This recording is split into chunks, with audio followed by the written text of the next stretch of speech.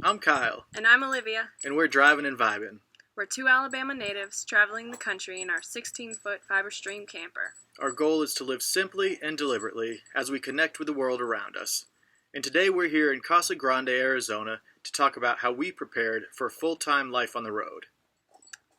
We got the idea in September of 2014, mainly from just really enjoying and experiencing travels through our friends on Instagram and Facebook and blogs and things like that, and we really loved the lifestyle long before we decided to do this. Once we got realistic about really wanting to do this and make the transition into full-time life, we decided we needed a budget and a way to save money to hit the road in a year's time. So in September, we decided to give ourselves a year, and we said, in 1 year, in September in 2015, we'll be on the road. And I think the first few months, September, October, November, December, that in 2014, we just kind of saved money on the side. And we didn't really come up with a goal or a budget yet, but we managed to save probably about like $1,000 or maybe $1,500. Yeah, mainly just formulating a plan and an idea of what we wanted, even what type of camper we were looking for, just what our priorities were for living full-time on the road and what comforts we could live with and live without. Yeah, so we knew we had a Ford Ranger truck, and we pretty much didn't want to get rid of the truck, so we just were looking for campers that we could pull with it. So that put us in the range for a smaller, lightweight trailer, and fiberglass campers seemed to be the perfect idea for us. So we started looking in that market, and a lot of them were a little out of our price range at the time. Yeah, we only had like $1,500 at the time we started looking. So the longer we waited, our budget grew, obviously, but we were looking at some canned ham type campers as well, but we really liked the idea of a solid fiberglass shell. There's no seams to leak, and pretty much unless it gets cracked or a tree falls on it, then you're pretty good to go. Yeah, so like once we were looking for 3 months for a camper, and just, we weren't really pursuing it too hard because we didn't have the money at the time. But once January rolled around, we really got strict and created a budget for ourselves because we saw we had 8 months left. We had to decide how much money we wanted in savings before we hit the road. And then we also had to make enough money to be able to buy a camper to work on before we hit the road. So pretty much in January, we created a budget.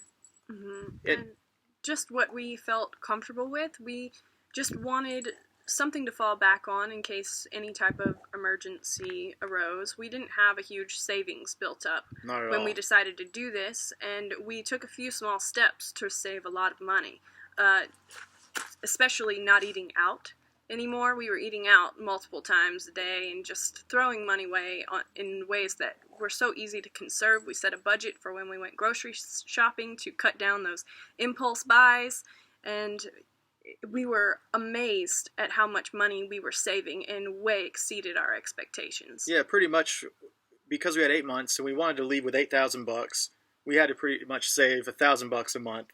And each week we'd just put money in the bank. It, broke up to about $250 a week we'd want to put in the bank, and that was our weekly goal. And so, the January and February went by real well. We were meeting our goals and putting the money in the bank, and we were searching for our camper at the same time. And actually, our camper budget began to grow a little bit. We had, closer to $3,000 at that point to spend on a camper.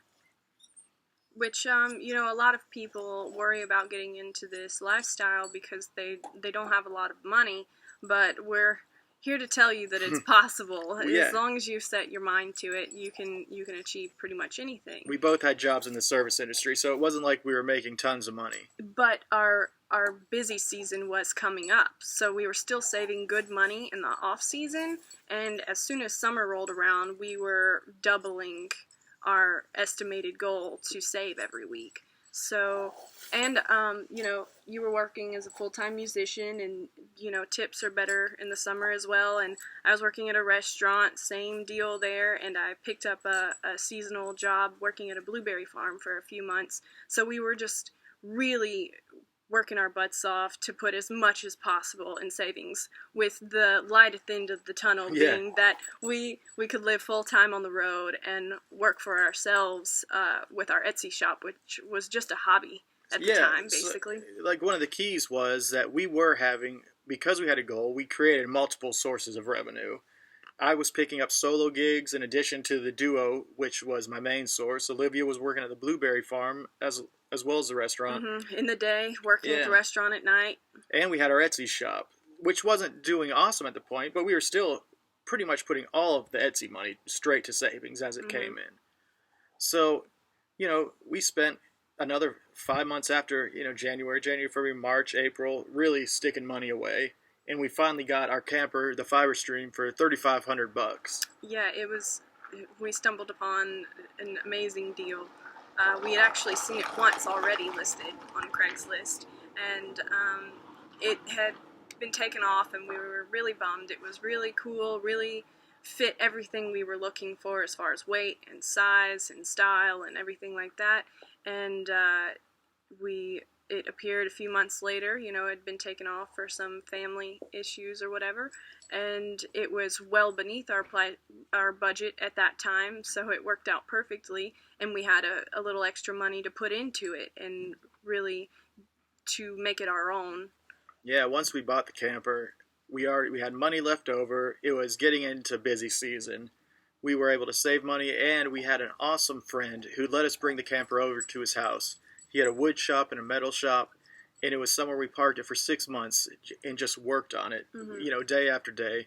And he had tons of knowledge and experience to offer us and really helped us out with some of the things that were totally out our range of expertise. And he walked us through every step, and we learned so much. Yeah, we probably put an additional $2,500 into the camper after we bought it with solar panels, composting toilet, new lights. We spent some money on different accessories for it, but we really saved because we did all the labor ourselves, and David helped us out as well.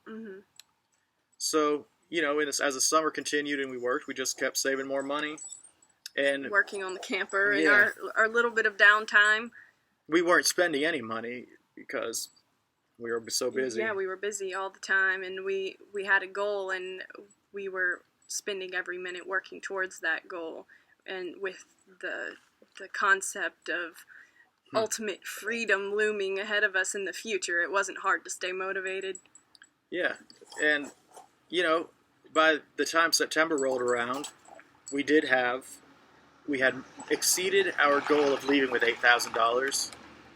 We threw ourselves a party where we were able to organize it and had a keg of beer donated. Yeah, just to say goodbye to all of our friends and family. We really didn't anticipate how many social obligations we would have right there at the end before we were leaving, and that kind of set us behind a little bit when we were working on the camper and trying to juggle, all these different events and saying our goodbyes to everyone. So we should have planned a little more in advance for that. And plus, it was kind of like we left in the fall, and summer was really busy for us at work and working on the camper. So we just didn't really give ourselves much time to get rid of our stuff and get out of our house.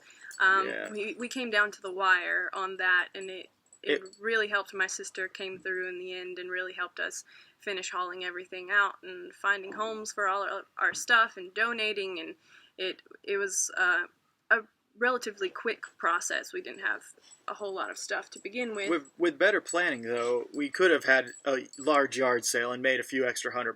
Yeah. But at that point, it was easier to give it all away than to have one more thing on our checklist to try to put any more money in the bank. And it's nice to know that all of those things will go to people that need them instead of ending up in the landfill. Definitely. So, we're here to tell you, 2 people in the service industry who had no savings in September 2014, whenever we started our goal, were able to leave with over our goal, $8,000. Camper with solar power, and here we are on the road for 4 months now.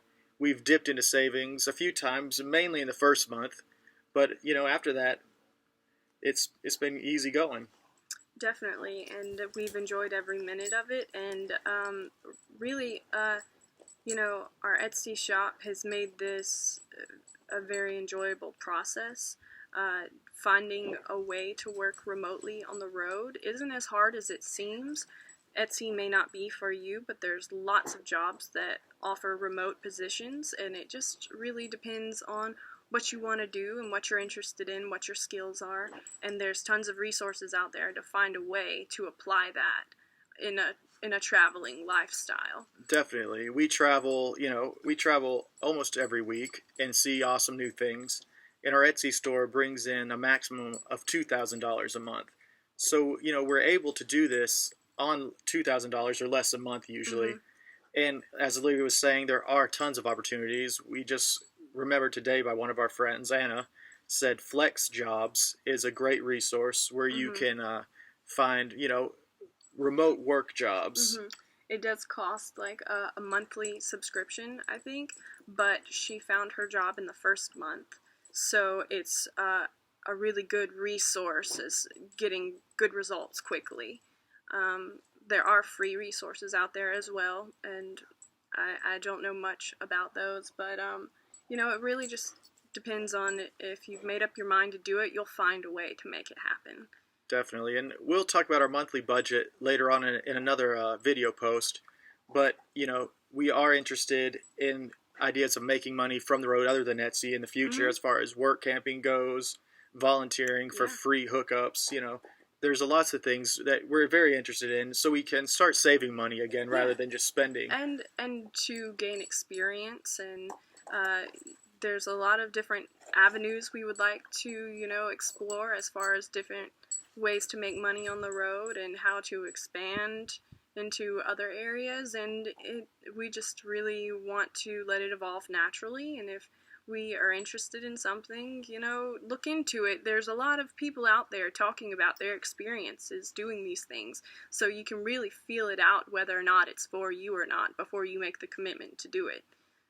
Yeah, so, just remember, if we did it as two service industry employees, you could definitely do it. Figure out how much is a good number for you to leave with, Mm-hmm. and find a way to make that happen and give yourself some time. But otherwise, come out on the road and enjoy it with us. Yeah, definitely. We hope to see you down the road. We'll see you later.